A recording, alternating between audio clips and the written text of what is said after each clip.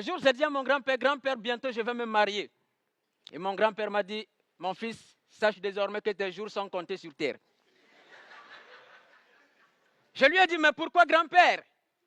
Il me dit, parce que le mariage, c'est la seule guerre avec laquelle tu dors avec ton ennemi tous les jours. Mon grand-père m'a dit, fils, quand tu veux te marier, mieux vaut un bon célibat qu'un mauvais mariage.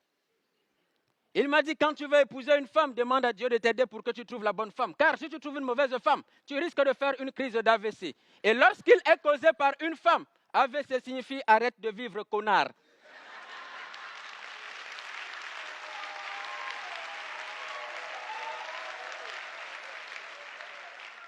Ça, c'était mon grand-père.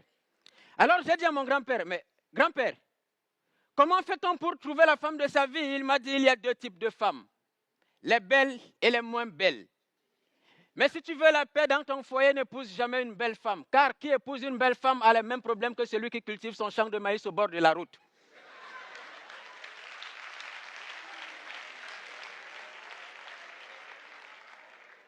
J'ai dit à mon grand-père, grand-père, comment faire pour connaître la femme de sa vie? Comment faire pour savoir qu'une femme peut rester dans un foyer? Et mon grand-père m'a dit, observe le comportement de ta belle-mère. Les tigres ne donnent pas naissance aux agneaux.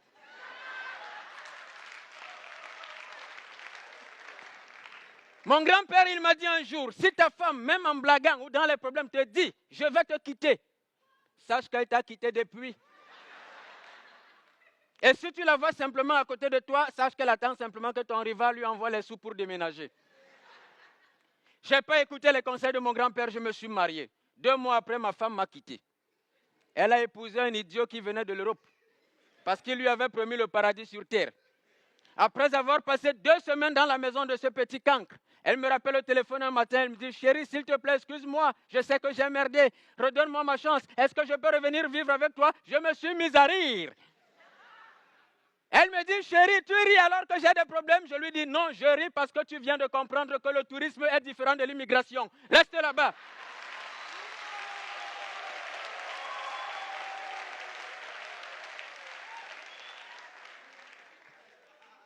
Je suis allé voir mon grand-père. J'ai dit à mon grand-père, mais grand-père, j'ai de l'argent. Pourquoi ma femme m'a quitté? Il m'a dit, tu ne comprendras jamais pourquoi.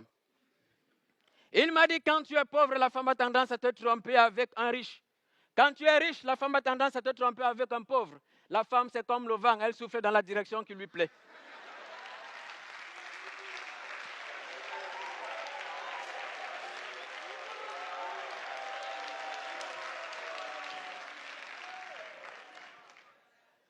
J'ai dit à mon grand-père, grand-père, j'aime mal.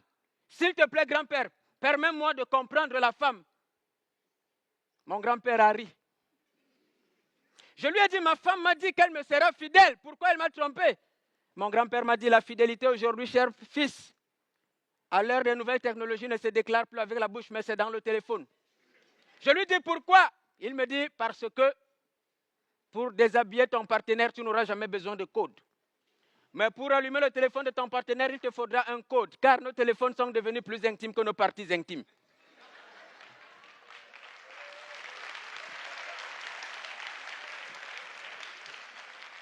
J'ai dit à mon grand-père, grand-père, maintenant dis-moi sérieusement, qu'est-ce qu'il faut pour comprendre la femme?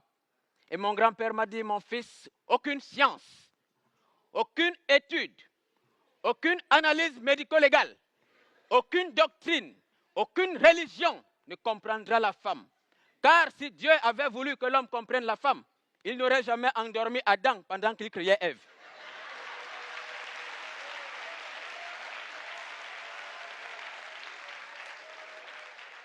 Et moi, j'ai dit à mon grand-père ce jour, grand-père, je comprends maintenant d'où provient l'incompréhension de la femme vis-à-vis de l'homme. Pourquoi Dieu a fait cela? Pourquoi Dieu a-t-il endormi l'homme pendant qu'il créait la femme? Et mon grand-père m'a dit, c'était simplement pour que l'homme aime la femme sans se poser de questions. Bonsoir.